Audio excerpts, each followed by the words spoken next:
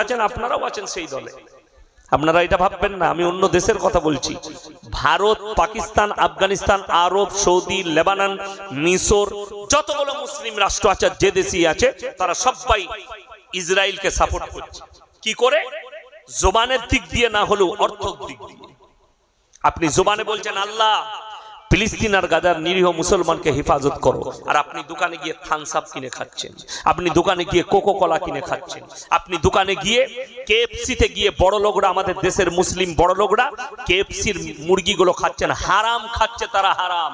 লিখে দিয়ে যান, মুসলমানদের জন্য কেএফসির মাংসটা হারাম, যেহেতু কোম্পানিটা ইসরায়েলের, আপনাকে মরা মুরগি খাওয়াবে, তারা মাথায় রাখবেন। আমি একদম ওপেন বলছি, এতে কোনো রাগ ঢাক করার কিছু নাই। একটা 2 লিটার থামস আপ যদি আপনি কিনেন 100 টাকা দাম, 40 টাকা চলে যাবে এর পকেটে। কার পকেটে? ইসরায়েলের পকেটে।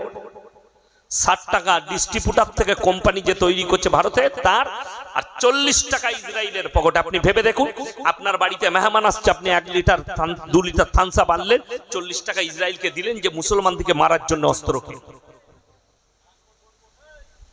ওই জন্যে একটা একটা করে বলবো, ইসলামের যে বুনিয়াদ আল্লাহ পৃথিবীর বুকে রেখেছেন, এটা তলোয়ারের দ্বারা নয়, হিংসা বিদ্বেষের দ্বারা নয়, আল্লাহ শিক্ষা আর এডুকেশনের দ্বারা রেখেছে।